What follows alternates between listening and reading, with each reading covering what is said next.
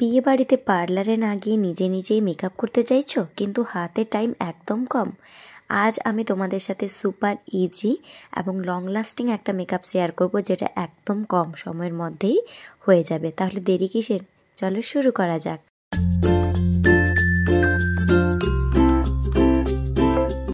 তো কেমন আছো তোমরা সবাই? আশা করছি সবাই খুব ভালো আছো, আর আমিও খুব ভালো আছি। নতুন একটি ভিডিওতে তোমাদের আবারও ওয়েলকাম জানাচ্ছি। মেকআপটাকে পারফেক্ট করতে গেলে স্কিন কেয়ারটাতে আমাদের কিন্তু অতি অবশ্যই ধ্যান দিতে হবে। তাহলে আগে আমাদেরকে ফেস ওয়াশ করে নিতে হবে খুব সুন্দর করে, তারপর আমরা একটা টোনার ইউজ করে নিব। আমি এখানে ডাবর গুলাবরির রোজ ওয়াটার টোনার ইউজ করেছি। পুরো উইন্টার সিজনে আমি এই টোনারটা ইউজ করি, আর এটা আমার স্কিনকে অনেক বেশি হাইড্রেটেড ফিল করায়। তারপর আমি একটা ক্রিম বেস ময়শ্চারাইজার ইউজ করব। যেহেতু এখন শীতের জন্য প্রত্যেকের স্কিনটাই ড্রাই হয়ে গেছে, তাই ড্রাই স্কিনে মেকআপটাকে ব্লেন্ড করা অনেক বেশি প্রবলেমের হবে। তাই সুন্দর একটা ক্রিম বেস ময়শ্চারাইজার ইউজ করলে আমাদের স্কিনটা অনেকক্ষণ হাইড্রেটিং থাকবে এবং ব্লেন্ডিংও ভালো হবে।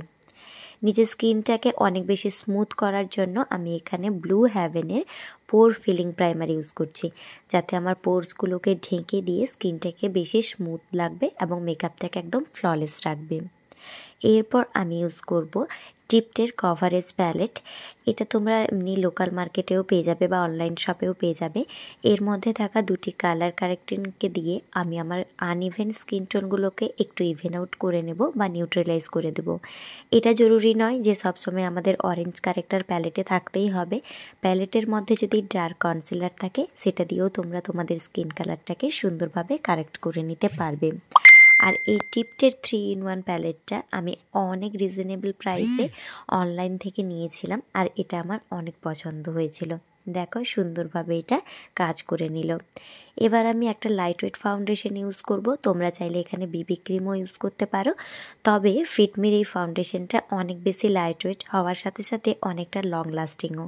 শীত কিংবা গরম দুটো সিজনেই এই ফাউন্ডেশনটা একদম পারফেক্ট চলে যায়। আমার পার্সোনালি অনেক বেশি পছন্দের, জানি না তোমরা বিশ্বাস করবে কিনা, তবে বেশিরভাগ সময়ই আমি এই ফাউন্ডেশনটা ইউজ করে থাকি। এটা লাগানোও খুব সহজ, ডট ডট করে আমি লাগাই, এবং এটার একটা লিকুইড বেস ফর্মুলা ফেসের মধ্যে খুব তাড়াতাড়ি ব্লেন্ডিংও হয়ে যায়। কোনো রকম ব্লেন্ডার ছাড়াই কিন্তু আমি ব্রাশ দিয়ে এটাকে ব্লেন্ড করে নিলাম। তোমরা হাতের সাহায্যে চাইলেও ব্লেন্ড করে নিতে পারবে, কোনো প্রবলেম হবে না। আজকে বেসটাকে এভাবেই রাখবো, আর বেশি হাইলাইট করব না। তোমরা চাইলে অল্প হাইলাইট করতে পারো, তবে আমি করব না। পুরো বেসটাকে সেট করার জন্য লুজ পাউডার না, ফেসেস কানারের কম্প্যাক্ট পাউডার ইউজ করব। এই কম্প্যাক্ট পাউডারটা আমার মেকআপকে অনেকক্ষণ বেশি লং লাস্টিং রাখবে এবং মেকআপটাকে নিজের জায়গায় ফিক্সও করে রাখবে, আর মেকআপটাকে ড্রাইও হতে দিবে না। তাই শীতের সিজনে তোমরা লুজ পাউডারটাকে বন্ধ করে কম্প্যাক্টটাকে ইউজ করতে পারো। আজকে মেকআপে কোনো রকম সেটিং স্প্রে ইউজ করে মেকআপটাকে অনেক বেশি ড্রাই করে দেব না, তাতে মেকআপটা অনেক তাড়াতাড়ি ফেটে যাবে, কারণ এখন উইন্টার স্কিন এমনিতেই ড্রাই আছে। চলো আইব্রো ফিল করে নেওয়া যাক। অনেক দিন ধরে কাজের ঝামেলায় পার্লারে যাওয়া হয় না, আর আইব্রোটাও আমার আনইভেন হয়ে গেছে। তাই আনইভেন আইব্রোটা আমি সবসময় পেন্সিল দিয়ে ফিল করতে পছন্দ করি।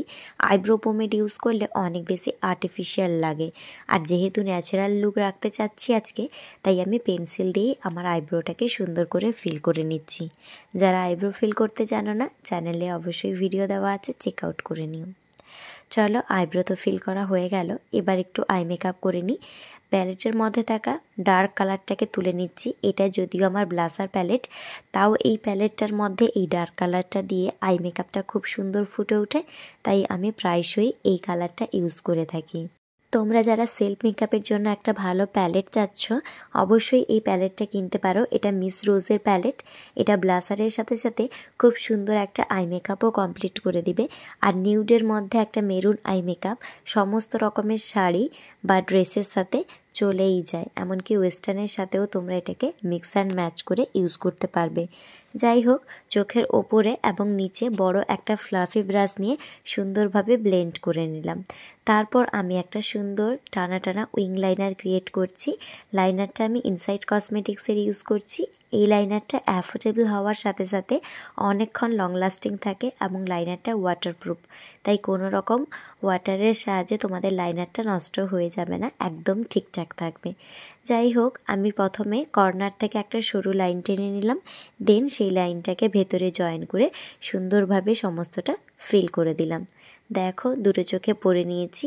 এবার আমি একটু কাজল লাগাবো লোয়ার ল্যাশ লাইনে। যদিও কাজল পরতে গিয়ে আমি খুবই ভয় পাই, কারণ আমার চোখ থেকে প্রচুর পরিমাণে জল পড়ে, আমার চোখ ভীষণ সেনসিটিভ। তাও আমি কর্নারে একটু ডার্ক করে করে কাজলটা লাগাবো, পুরো চোখে লাগাবো না।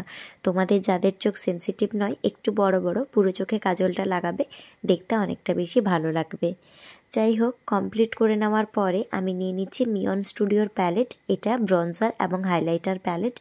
এর মধ্যে মিডিয়াম ব্রাউন কালারটাকে নিয়ে আমি আমার নোজটাকে হালকা কন্ট্রোল করে নেব। পাউডার কন্ট্রোল করতে আমি বেশি পছন্দ করি। ক্রিম কন্ট্রোলটা অনেক বেশি হার্শ লুক দেয়, যেটা আমার পার্সোনালি পছন্দ হয় না। তোমরা যারা আমাকে ফলো করো তারা তো জানোই যে আমি পাউডার কন্ট্রোলটাই সবসময় করে থাকি। এছাড়াও এর মধ্যে একটা হাইলাইটার কালার আছে, এই কালারটাকে দিয়ে আমি সুন্দরভাবে আমার ফেসটাকে হাইলাইট করে নেব। তার আগে আমার আই শ্যাডোর মাঝখানে হালকা এই হাইলাইটার কালারটাকে আমি ইউজ করে নেব, যেটা অ্যাজ এ সিমার কালার খুব সুন্দর লাগবে। তো তোমাদের কাছে যদি এই দুটো প্যালেট থাকে, মানে মিয়নের প্যালেট এবং মিস রোজের প্যালেট, তোমরা আই মেকআপ, হাইলাইটার, ব্রঞ্জিং এবং সাথে সাথে ব্লাসারটাও খুব সুন্দরভাবে অ্যাপ্লাই করে নেবে। আমি এখানে আগে নাকে এবং কপালে হাইলাইটারটা অ্যাপ্লাই করে নিচ্ছি, তারপর ব্লাসার প্যালেটটা থেকে ব্লাসার অ্যাপ্লাই করে নিচ্ছি। যে ডার্ক কালারটাকে দিয়ে আমি আমার আই মেকআপটা করেছিলাম, সেম ডার্ক কালারটাকে দিয়ে আমি আমার ব্লাসারটা অ্যাপ্লাই করছি। এই প্যালেটটার না পিগমেন্টেশন অনেক ভালো, তাই তোমরা অল্প অল্প প্রোডাক্ট নিয়ে ইউজ করবে। একই সাথে যদি বেশি প্রোডাক্ট নিয়ে নাও তখন হয়তো হ্যান্ডেল করতে প্রবলেম হবে। ব্লাসার লাগানোর শেষে আমি হাইলাইট করে নিব আমার চিকটাকে। আর দেখো কি সুন্দর একটা ন্যাচারাল গ্লো দিচ্ছে, যেটা আমার পার্সোনালি খুবই পছন্দের। আর ব্লাসারটা ওয়ার্ম থেকে কুল সমস্ত টোনেই চলে যায় এবং হাইলাইটারটাও। ফেস মেকআপ কমপ্লিট করার পরে আমি চলে এসেছি লিপস্টিকে। লিপস্টিকটাও আজকে আমি মেরুন কালারে রাখবো। পুরো মেকআপটা যেহেতু আমি একদম সফটের মধ্যে রেখেছি, তাই লিপস্টিকটাকে একটু ডার্ক করে অ্যাপ্লাই করব। লিপস্টিকটা আমি প্রথমে পুরো লিপে ভালোভাবে অ্যাপ্লাই করে নিয়েছি, দেন আউটলাইন করে নিচ্ছি।